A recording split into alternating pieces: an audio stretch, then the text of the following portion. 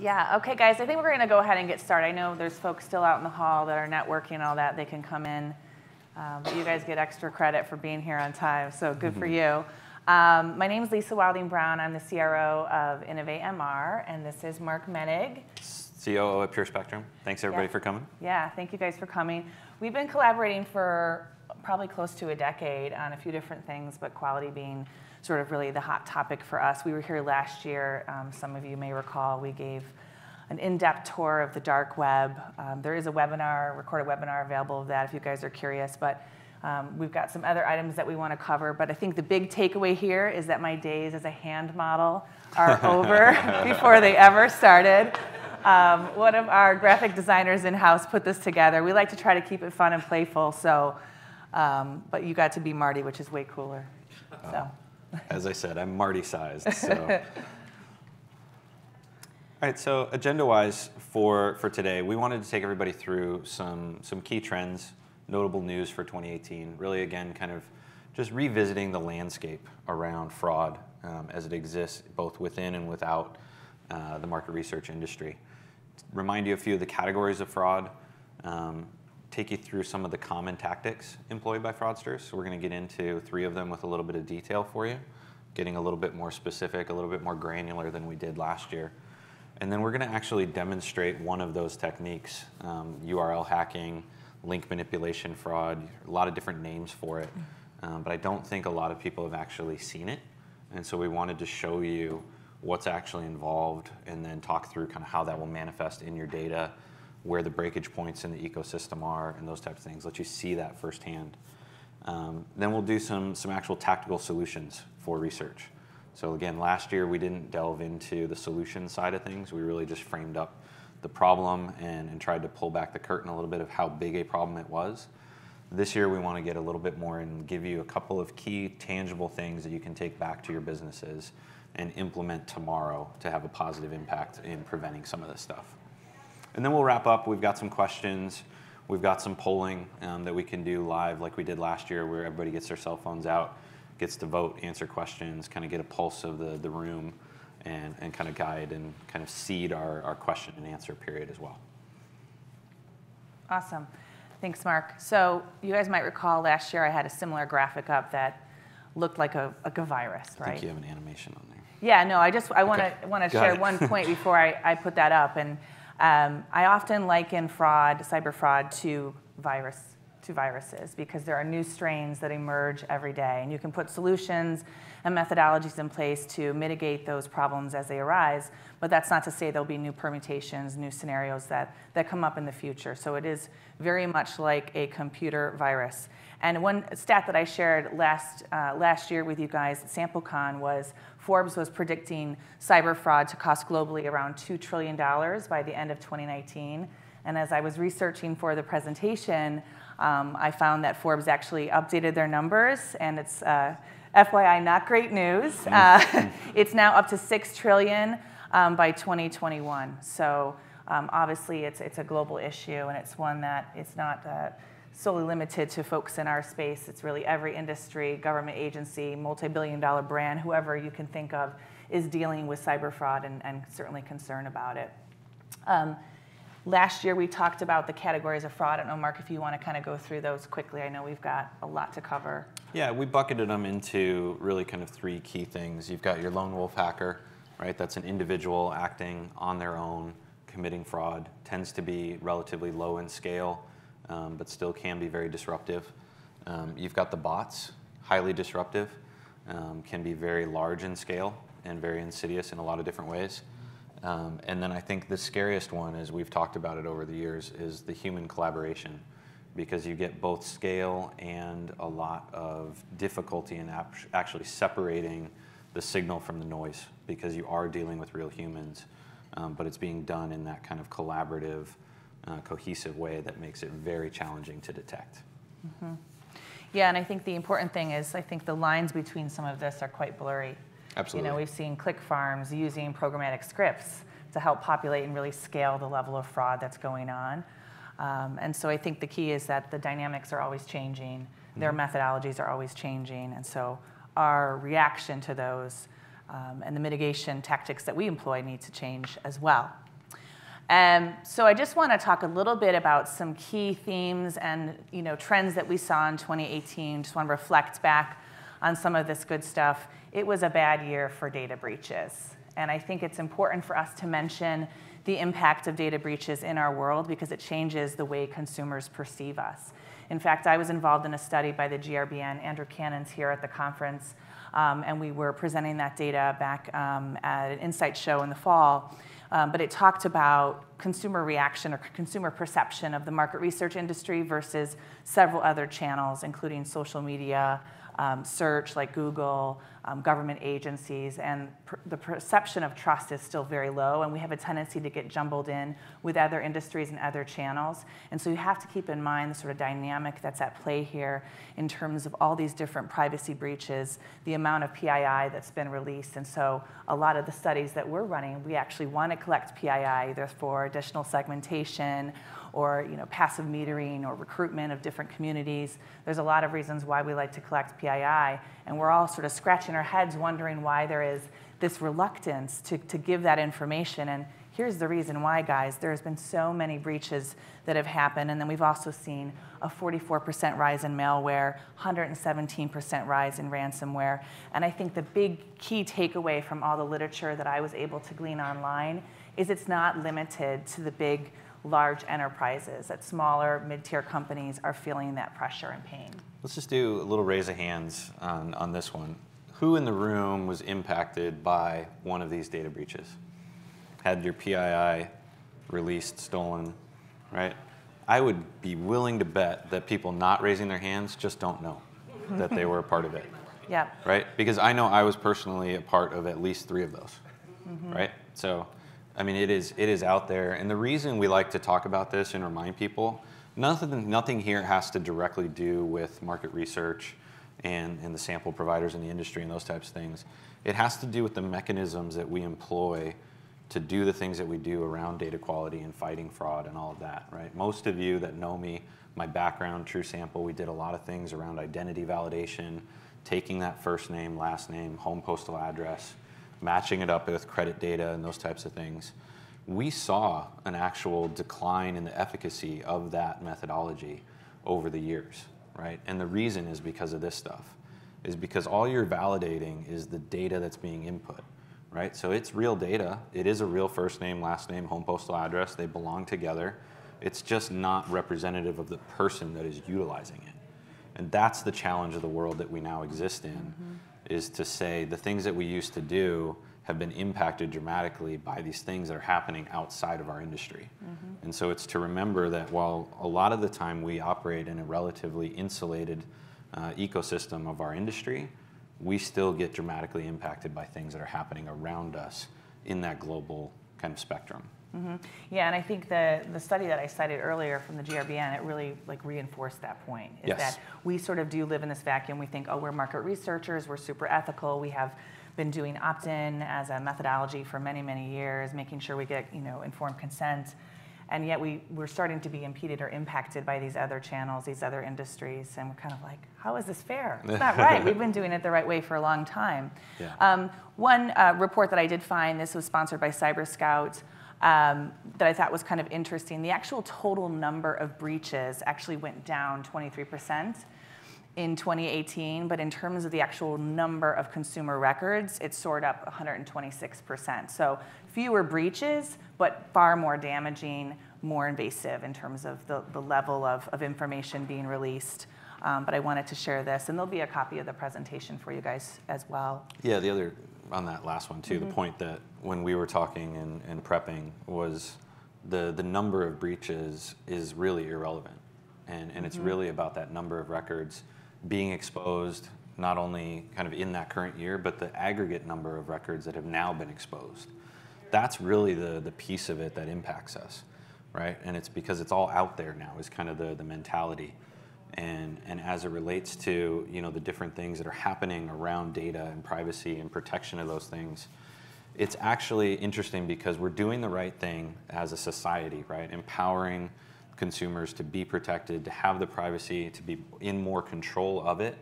But at the same time, we're making our jobs harder, right? Because now the ability to get the data, share the data that we need to do the things that we need comes with extra steps, comes with extra expense of dealing with the lawyers, dealing with the compliance on something like GDPR, which we all went through this previous year.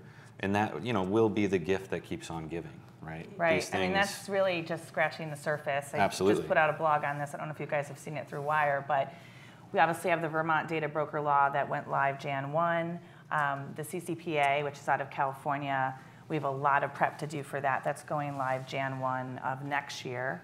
And then, you know, we've got to assume that there's going to be additional states that are going to follow. My hope is that from a federal perspective, there'll be some legislation that will cover the entire U.S. versus each and every state coming up with their own standards of engagement. But, you know, one of the big takeaways for me with GDPR is, yes, it is focused in Europe, but it really redesigned the whole way that we interact with panelists and survey participants. And the implications are that, you know, it is really a global piece of legislation, even though technically it is part of and the the first major lawsuits are just now hitting relative to GDPR and people's violation of it and those types of things.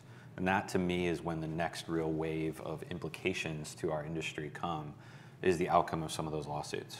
If there is a major finding against a Google or a Facebook or something like that, we as an industry have to be prepared, because the ripple implications of that are going to be tremendous. So one of the things that we did last year is we showed you some video of an actual click farm that had been uncovered. I believe it was in China. It was something like 300,000 SIM cards and 10,000 mobile phones that were all set up on grids have been confiscated by the Chinese government. And that was just one example. And as I was getting ready for this presentation, Mark and I were talking about, well, let's start looking online to see, you know, what's new and current. And there were so many stories about click farms, not just out of China, all over Southeast Asia, some in South America. So it's not just limited to one particular region, but we really, as you can see, ran out of space. And it's pretty scary in terms of the level of scale. And here's what we showed you last year, just as a reminder. We're not going to take you to the dark web today. Mark had to throw that computer out on the way to the airport. Okay, I have to come clean. Yeah. I did not throw my computer away last year. I did joke that I was going to. Yeah. I do believe it is currently tracked by at least one 3-letter agency, but as long as you don't buy anything on the dark web, which we did not do, right.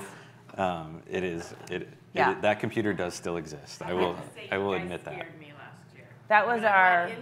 I said, I'm really interested, I want to do the dark web, and after that I was like, I'm never going to the dark web. Well, yeah, I mean, I think it's like a lot of people don't ever venture there, you know? Yeah. If you're good people, like we all are here in this room, hopefully, you're not hanging out in the dark web doing all those illicit activities that are happening there. And this is just a few examples, you know? It's very easy. And one thing I was surprised to learn as we were investigating and researching this is sort of how they take the components of classic e-commerce and plug it into the dark web environment. And it's not as pretty as I thought it was going to be. I thought it was going to be a really sort of great looking, you know, glossy, high graphic content like we see, you know, in the surface web that Google indexes, which is only about 15% of the overall content that's available in the internet. In the interwebs, as my kids call it.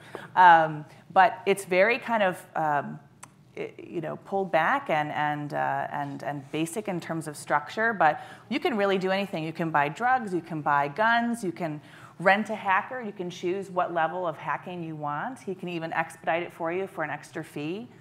We were able to purchase, we didn't actually, but you could purchase fake IDs. So again, a lot of us in the sample space are using PII and validating that, but if it's fake PII or PII that's been procured from other people, unbeknownst to them, it will validate as a real name and a real address, but it's about tying back to the actual individual, to what, you know, Mark had said earlier.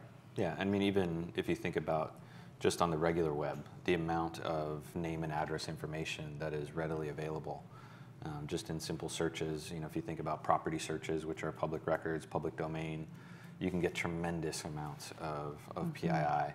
Because it's out there even in a non kind of exposed, hacked type of way, because it's just part of that public domain. So we wanted to cover 3 common tactics. We wanted to, not just scare and freak you out like we did last year, but really talk about what are they doing specifically? What are those tactics that we're seeing come up in the last, call it 12 to 18 months? Yeah, IP spoofing. So this is, manipulating your IP address to be unique, to indicate like you're potentially in a different place than you really are, those types of things. Quick, again, raise of hands. How many people look at IP address in their data as part of their data cleaning? I'd say the vast majority type of thing. So little stat for you, IP address, roughly 30% accurate, used by itself type of thing. So just, a word of warning there. I see a lot of people in day-to-day interactions still that honestly believe that they can just, dedupe on an IP address and take care of their data cleaning needs and those types of things.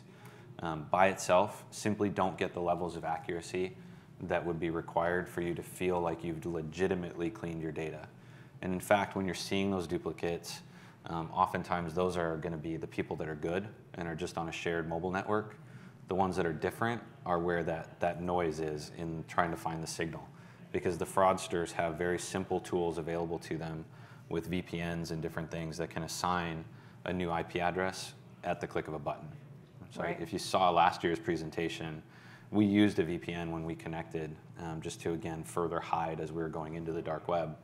And we pulled up Google, and Google was acting as if we were in the foreign country that we had selected the IP address for, and serving us up content in translated language appropriate for that country, those types of things. So it's very, very easy, very common type of thing. And so it's the reminder to be looking for not only the IP address itself, but go that next level. Understand the IP address. Understand the IP classification type. Is it classified as residential? Is it classified as commercial, military, library? All of these things are little data points that you use to kind of triangulate and build business rules around that help you understand what you should expect from the behavior of an IP depending on that type of classification. That's how you can get to your data center traffic and weed it out. That's how you can get to your users that are coming in on a VPN to weed them out, those types of things. You've got to get to that level. Mm-hmm. Yeah, I think the big takeaway for me last year is if you can fool Google, then you've really got a problem. And it was so easy. I mean, we were able to change our geolocation within a matter of 10 seconds, and Google had no idea. Right. They were showing, Google was showing us the correct translation, correct language, geo-specific information. And so, and I know a lot of companies that will use IP, VPN tools to actually test, because they may be testing a survey that survey is not available for. We might have people in India after hours testing a survey. We'll use those same VPN tools to spoof the IP to get in for the test. Definitely. So it happens quite Yep. commonly. And then there's a couple more. I mean, I know we had IP spoofing that Mark just talked about. Another one that I wanted to cover is something that I've really seen more and more in the last couple of years, digital hijacking. And so essentially what this is there's an executable file online, maybe behind some sort of form of multimedia or banner advertisement. You click on it, and then before you know it, you've actually given a gateway permission to a person to come and live within inside your device. And we like to refer to it as parasitic, right? They're using you and your device as a host, and they're borrowing your digital fingerprint. So when they're taking actions to participate in surveys or any other kind of commerce or other activity online, they look unique because they have that unique digital fingerprint, when in reality it's generally a person or a small group of people that are borrowing off several different host sites to sort of steal your digital fingerprint and look unique, when in reality they aren't. Yeah, and this happens at scale, right? We're talking about millions of infected devices. So when they're doing the fraud within the survey, it's that ability to very quickly and rapidly rotate through any of those millions of devices that all have that unique fingerprint, in order to leverage that to get through various security techniques and those types of things. So the last one, and this is the one that we're going to actually demo for you, is URL manipulation. So this is where the fraudsters are actually not taking the survey, but rather just taking the actual survey link and manipulating it in such a way that they show up in a complete, at least somewhere in the ecosystem, right? Oftentimes they're obviously, if they're not taking the survey, they don't show up in the client's data, but they show up in the supply side. right? Because you'll see that you got a complete, but then when you check with your buyer, they say, no, no, we don't have that many completes. And then you have to figure out what's going on, what's happening. Creates a lot of friction within the ecosystem, as well as unnecessary work and those types of things. So again, quick raise of hands. Who has suffered from some form of link manipulation over the last year? Vast majority of hands up in the air again. Got it. Actually called ghost completes. Ghost completes. Yep, absolutely. We have all kinds of names for it too. So there are many of them. So I'm actually going to flip over here and just take a survey. So I have, this is not a real buyer survey, so we're not going to impact anybody's survey, or it's not even a real supplier. It's just a test survey that I have set up. Not projected on the screen. Do you know how I swap my Chrome to show up on the screen? See the command tab? Yeah.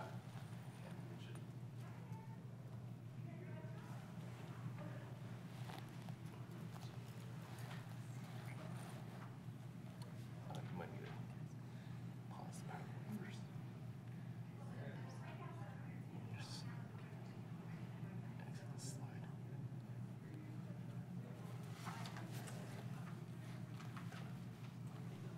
Got it. All right, so what I'm filling out here is really irrelevant. It's just to kind of get to the actual buyer survey.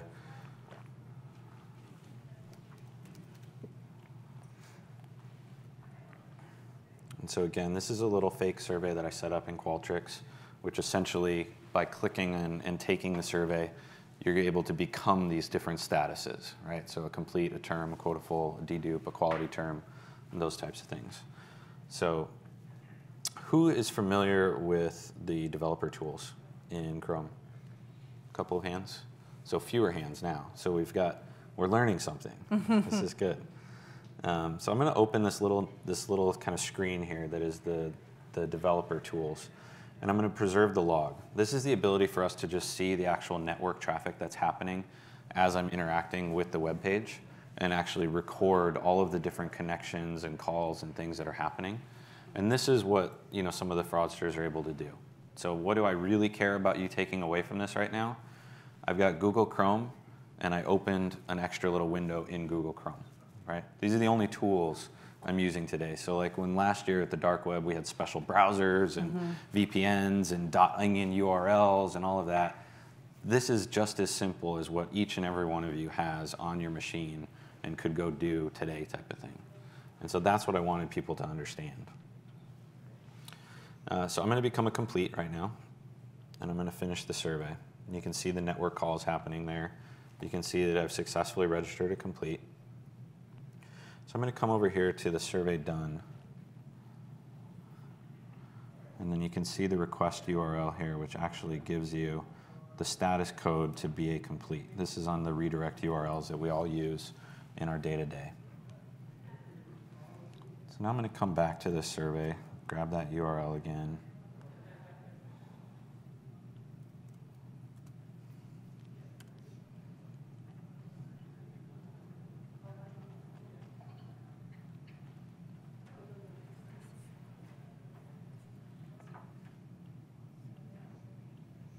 Again, I'm just filling in irrelevant data to move through to the actual survey again.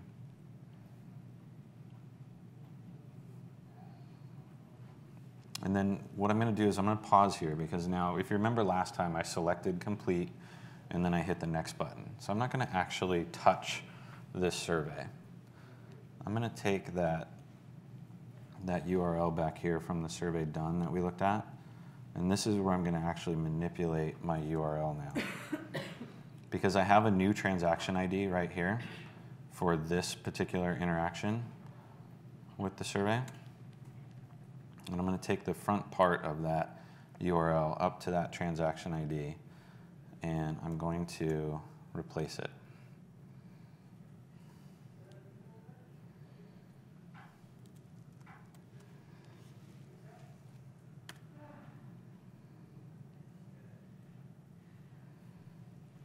Unfortunately, the internet in this room is a little bit slow.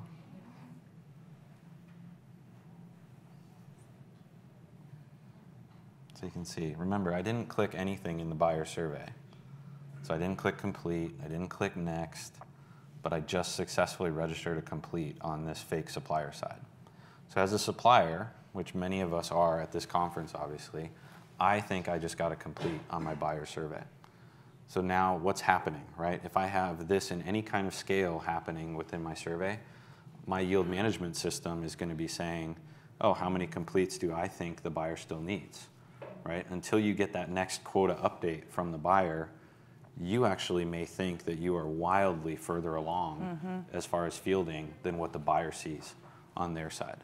And this is where a lot of the kind of the asynchronous nature of quotas and survey fielding and everything comes in our industry, is because of this kind of thing. This has popped up in real kind of prevalence in the last 18 months, 2 years, kind of thing. It definitely harkens to the digital advertising kind of industry and has found its way into our industry now, because you see a lot of this type of thing in the click fraud for advertising and links where you're getting on a paid per click, paid per acquisition, all of the different things that have traditionally lent themselves to our panel recruitment, panel registration process have now started to become mechanisms that the fraudsters are using in the actual surveys themselves. Nancy, question? Can you encrypt the redirect link so that? You can. There's a number of different mechanisms that you can do. So what a lot of people are doing, and this is the kind of tangible thing that we wanted to talk about, is security hashing, right? And so actually including a variable in that URL here that would be, in ps_s_ hash equals, and then, some hashed value, essentially, right? And what's happening there is that you work with your buyers, right? If you're a supplier, if you're a buyer, you do this, and actually take.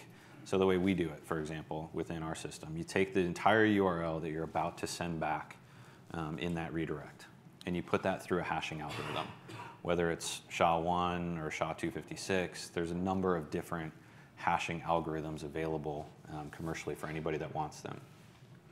You take that plus a secret key, right, that is private between the buyer and the supplier. They are the only ones that know that secret key. The fraudster doesn't. And so by using that secret key in that redirect URL to generate that hash, it makes it very difficult for the fraudster to then generate the correct hash value, because they don't know the secret key part. And so what's happening then is, as a supplier, when that transaction comes back to you, your system can be set up to grab that hashed variable, regenerate it, and compare it.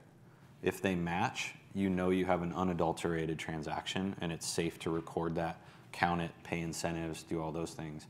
If it doesn't match, you know that there is likely some form of link manipulation fraud occurring on that transaction, and you would want to flag it immediately. Question in the back there. Isn't that the opportunity then to use blockchain to manage the hashing in that environment? I mean, you certainly could. You don't need to, right? I wouldn't say that there's a need for blockchain to play a role in that, because most everybody has some degree of hashing now that they're working on. There's still a number of kind of exposed areas in the ecosystem. There's still exposure with blockchain. You would take the trustless element, right?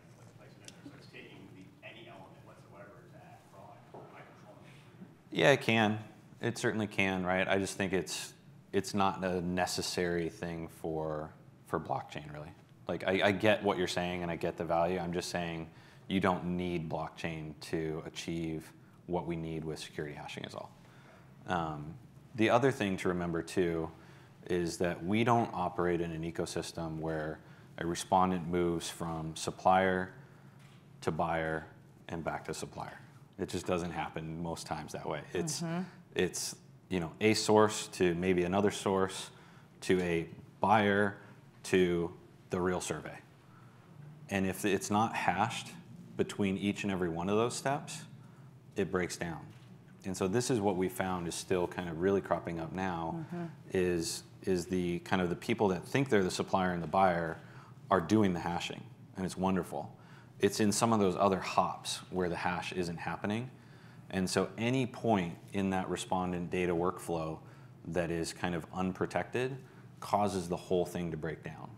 Because play that out. So in this scenario, we went from a supplier to a buyer to another buyer, actually, right? Because we had the supplier, and then there was a screener system in between, and then the buyer survey.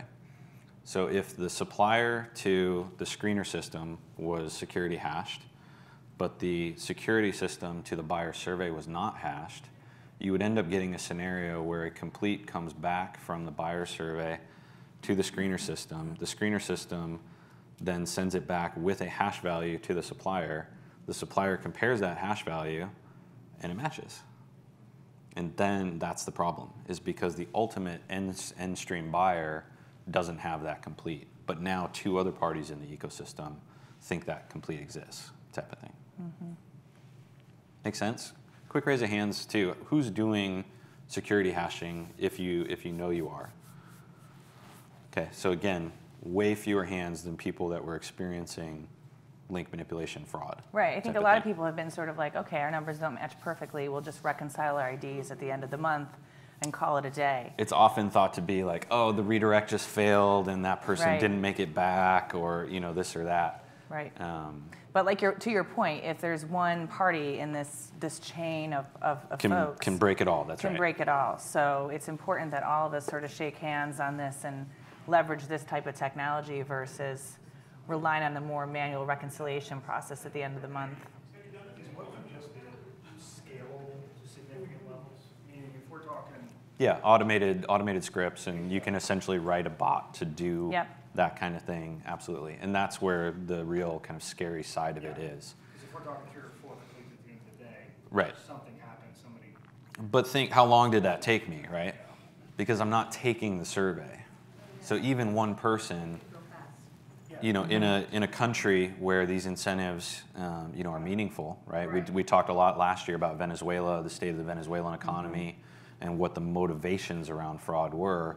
If I do that for 8 hours, I can generate a lot of completes. Yeah, I mean, the big change for me, it's not so much URL manipulation, but it's programmatic scripts. Like back in the early 2000s when we first started running into them, we could always catch them because the LOI was super short. It was like less than a minute. It was like, oh, no, you're a bad guy.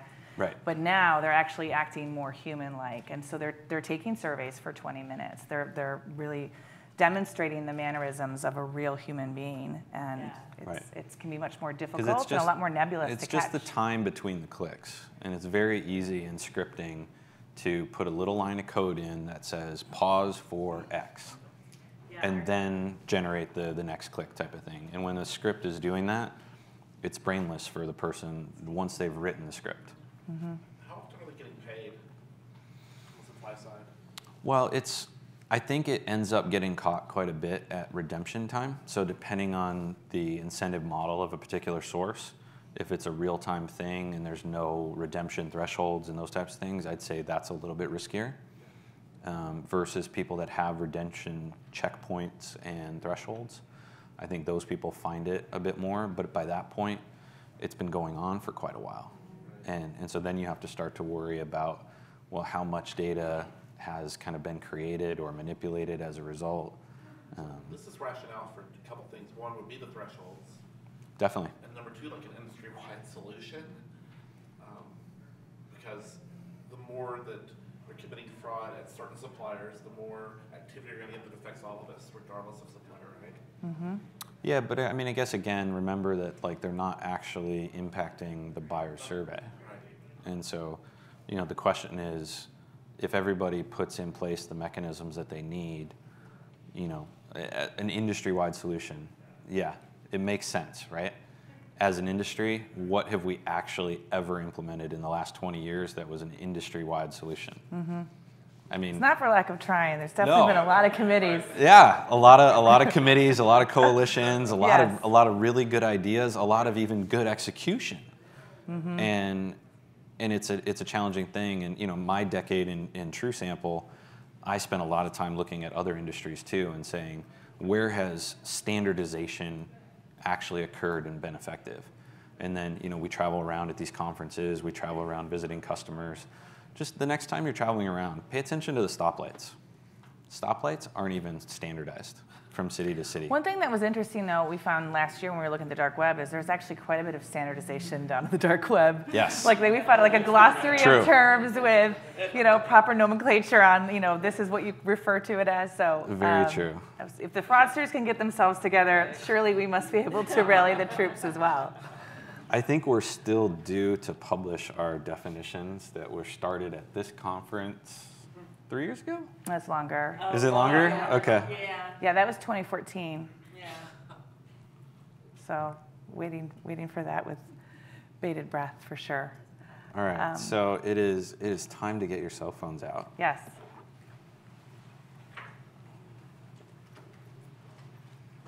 So while we're getting this set up, just kind of pulse of the room. Are people surprised at how easy it is to commit link manipulation fraud? Did you think it was harder? Did you want it to be harder? Yes. I thought it was harder. I didn't realize I could do it. I guess. Right, and that was Yeah. what I really wanted. And we were talking, and we said, what's going to really kind of be something for people to take away is you just need Chrome. I don't know if you've seen this, but we've experienced where they don't even have to come to your survey to do it. As long as your redirects are static, they can get to it without ever hitting the buyer survey. So I say that a lot, where I don't even show a high dropout rate. It's just they're on. Right, that's Yeah. exactly what we're talking about here. So with the URL manipulation, it's happening more on the supply side. Yeah. So as a buyer, someone that's managing and sponsoring a survey, it's not going to affect your accounts, but it does create this mismatch of information because on the supply side, we're going to be showing this hugely inflated number, thinking, hey, we've hit our end target, we're good to go, and you're showing. It's no. a really good. It's a Yeah. great point. Even Yeah. buyers, like if you have to manage those incentives. You have to watch. If you start seeing spikes of incentives and that, then you know that something's going on. Right. I mean, one thing that I should say, I ran into URL manipulation as early as 2009 Sure. with Yeah. a publisher I was working with for Definitely. panel as a panel partner. So it's not necessarily a new problem, but the thing I find with fraud and So real quick, so we It get a just bunch kind of people in, but if you just go to kahoot.it on your phone and then plug in that code, you'll be because able it'll take some time to load. But the thing I find is it sort of ebbs and flows, right? Is it sort of changes all the time. Okay. So we have a couple questions for you guys. give it another second here. Yeah. We have more than 13 people in the room. Yeah, you can just pick your nickname. These are good. I like Jolly Horse. Sounds like a pirate ship. We're about 5 minutes left. Yeah. All right, we're gonna get everybody in. I think that'll stay up there. That code. The code's down at the bottom if you still need it. If anybody's trying to get in. So you should look for the question on the screen and then pick the color on your phone to actually vote. So how important is the notion of high quality sample to your business?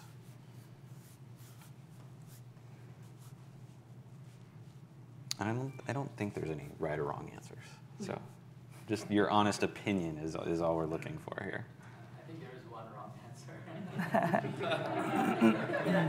We're totally going to call you out if you pick it. One man's trash is another man's treasure.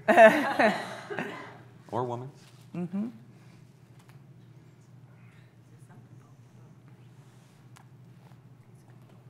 Two people might have been very honest. So do you care about sample quality or do you value it? So this is another blast from the past. Lisa and I did a webinar kind of challenging the industry that everybody cares about data quality, but not everybody values it, type of thing. So I wanted to kind of see where this audience falls.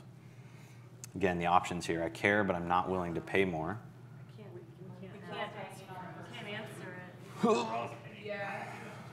I'm going to blame the internet. Yeah, I actually had to go off the Wi-Fi and just go back to network to get it to work. Mm-mm.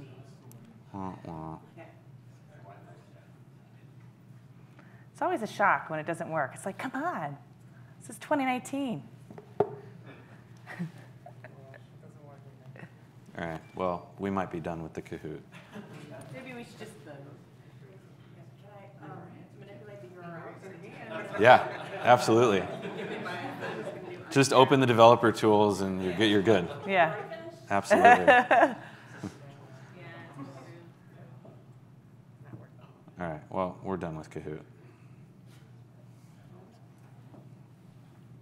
So we've got 3 minutes left, so why don't we get through a couple of these solutions and then we'll take a question or two. Sounds good. It's been a very interactive session, I have to say. I think the key takeaways for me is just to stop assuming it won't happen to you. Like, I still have conversations with clients where they're like, why would I have to scrub out these bad open ends? Like, I don't understand why there's gibberish here. Or, I literally had a client that was running a very, very long survey. I won't even tell, it's embarrassing how long it is. I won't even tell you how long it is. And the open ends at minute 45 were not great for some of the respondents. And there's just, I think the thing with quality is it exists on a spectrum. You've got real people, you've got duplication because of the ecosystem that we operate in and all the different suppliers and reliance that we must have in order to get the work done, because the industry's matured a great deal, right? And I think that's the other thing too, is we've been talking about blockchain and what the role blockchain's gonna have. Mm-hmm. I think we can't sort of, at the detriment of tech, I love tech, I love exploring technical solutions, but I think at the end of the day, there's still a lot of reliance on one another to actually get the work done, because the space has matured. We're looking to get sub 1% incidence projects done among very, very difficult audiences. And so back when I first started in the early 2000s, it was all 100% IR, Gen Pop sample, $20 CPI. It was like happy days. But those days are over, you guys, okay? So I think the key, though, is to stop assuming it's not going to happen to you. It's not a matter of if, it's a matter of when. There are multi-billion-dollar brands that are getting hit. There are government agencies that are falling prey to cyber fraud. You guys are not impervious. In fact, you're a massive target, and you're highly vulnerable. Yeah, everybody has a role, too, right? So if you're sitting here thinking, like, oh, well, I'm a buyer, so this is really the supplier's problem.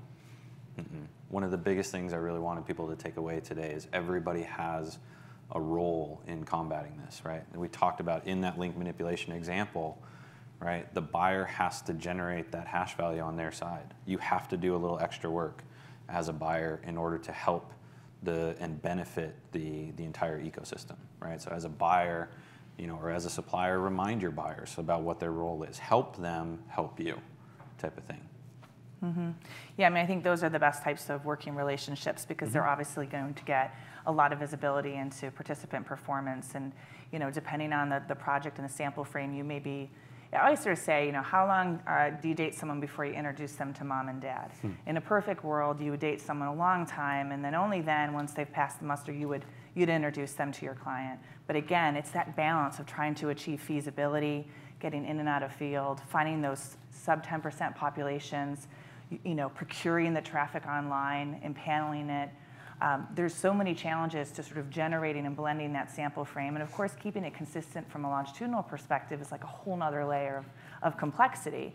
And so I think the key is that you need to sort of put in lots of different methods along the way and really take a longitudinal approach as well. And to Mark's point, and we have that here, before, during, after, right? Really looking at quality before the respondent gets into that survey, while they're in the survey, and as they're coming back.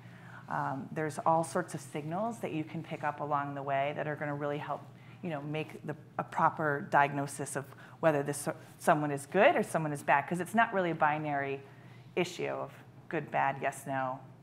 There's so much ambiguity to it, and so you really need to take all those different signals to make a determination. Yeah, and don't always think of it as you can just throw people at the problem either. Like, we're talking about volumes of data and things, that finding these patterns and everything, this is where the technology side of the solutions come from. Look for machine learning, look for artificial intelligence, look for things that can identify patterns for you at a scale that you'll never achieve with human resources in your business, kind of thing. That's the way to find a lot of these things, these patterns, and be able to say, oh yeah, this is outlier data compared to what the norms are for behavior and those types of things. Really hard to find if you're just kind of looking at it as a person in an Excel file sometimes. And I think the key too is to be dynamic. Like last year we went to the dark web, I wanted to think like a fraudster. I'm a nice Catholic girl, Irish Catholic from upstate New York, but that day I was a badass fraudster, right? And so it's really about thinking like the fraudsters, being dynamic like the fraudsters, and changing your tactics. And that can be very hard to do, especially as a larger organization that you work at. You might have certain methodologies that are employed throughout the workflow of your operational process, and to change them and be dynamic can be very, very hard to do. And so I would encourage all of you guys to get together with your constituents internally and sort of talk about, what are some pieces along that workflow that we can change and be a bit more unpredictable, because that's what they thrive on, is predictability. And unfortunately in our space, we like predictability, so it's a bad marriage. So look at that, with 2 minutes to spare. That's good for us, No, we're 2 Mark. minutes over. Oh. It's counting up now. Yeah. Damn. I thought we were doing so great there. I was I know. about ready to give you a high five. No, it's just more pop the bubble. Any questions, guys? I know we're keeping you between lunch and... Yeah, I actually had a technical question on the digital hijacking. Does the person who is being hijacked knows? No. Oftentimes it's happening. Yeah, oftentimes it's happening without even your knowledge. It's just they're sitting within your computer taking action. You don't have any visibility to it. So how do you catch that? You don't. They're getting through. I think we were just talking about this, about digital, or no, I was talking about it, I think, with Courtney. Or digital fingerprinting. Yeah, digital fingerprinting, I think, has been the industry standard for a long time. And, from my perspective, it can't be the only way we handle fraud and mitigate against fraudulent behaviors, because it's not enough.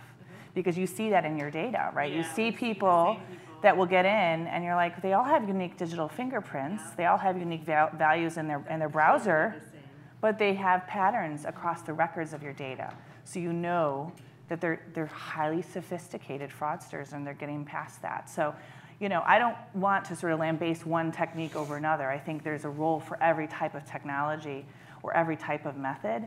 It just needs to be longitudinal, and it needs to be a layered approach. Yeah, and that's our CTO was actually just saying this, that he said that what we're catching is the dumb people. The people that are lazy, right? They don't, It's spot on. It's really bad for our self-esteem, though. We're not, because the true fraudsters are the ones that write those Right, programs that right. say, wait this amount of time. Right. Only have this number of clicks. And We catch the hobbyists. yeah. Yeah. But we shouldn't feel bad. It's a massive issue. You saw that stat I shared at the beginning of the presentation. Government agencies are falling prey and getting hacked. So I guess it kind of props our self-esteem back up a little bit. If it was easy, it would be solved. It's not an easy situation, and so it's going to require a lot of collaboration, a lot of investigation, and being dynamic throughout the process. And I totally agree, with the layered approach and the collaboration with the industry, because it's all of our problems. Yep. And I think one of the things that oftentimes buyers will put a supplier in the penalty box after an issue. It's actually, to me, that's the opposite of what should happen, is because if you can have that collaborative relationship between the buyer and the supplier, and the buyer understands and trusts that the supplier is doing everything they can, again, this is where the buyer has that role to play. Yeah. They've got data from the survey responses and things that the supplier doesn't have, that is a really powerful triangulation data point. So when buyers are able, willing, and participating in that process, it actually helps the entire ecosystem. To me, that's how we find that kind of stuff, is through that collaboration of buyer and supplier to root it out. Because you can't just put a wall in front of your survey and be like, oh, the device hijacking, we've got that one blocked now. It's a little bit more subtle how you get to the solution. Yeah. Question over here. Yeah, so I missed the first part of this. I apologize if you already answered this question. I'm curious, when bots or other fraudulent people are getting into your survey data, are they primarily finding their way into panel recruitment? Are they breaking into a survey that's wide open? Is it both? How are they getting in? Depends on the survey, right? So if somebody does have one of those surveys out there with just a general link and they're posting it on Facebook or whatever to try to get Highly vulnerable. those highly vulnerable. Otherwise, it's what we see. Defining what a bot is probably important in that context. That one is going to be kind of more of your traditional kind of just crawling around, clicking on things that it sees and finds on the internet. versus what we tend to see a little bit more in the surveys themselves are people that will initiate automated scripts, right? That you'll see a lot of the human collaboration. They enter the survey and then turn the bot on, so to speak. Right, like they have multiple devices, right? We've Yeah. seen those grids with tens of thousands of mobile devices hung up. Our pathways into a survey tend to be relatively complicated for a bot, right? So a bot can't do the whole thing from start to finish because you have to get, you have to be a member of some type of site, whatever that means, right? Then you have to be presented with the offer, whatever that means. Is it a post on an offer wall? Is it an email invitation? Depending on the type of invitation, you're going to have different risk exposure to being susceptible to bots and those types of things. Right, so if it's an email invitation with a query string and the URL, theoretically that's good for one person, but are you saying they can circumvent that? Well, the human collaboration side of it, right? They can still receive that email invitation to whatever email account they've set up. They can initiate the first click and then turn the bot on to actually take the survey. Right, they can have... While they go click another survey, turn the bot on, go click another survey, turn the bot on. Correct. Right. Yep, where they could have multiple profiles across panel companies. So we've seen it on like bulletin boards on the dark web where they'll say super high paying survey opportunity. It's available on panel X, B, C, D sites. Here's the qualification criteria, go for it. Like they're helping each other out. Yeah. It's pretty crazy. So yeah.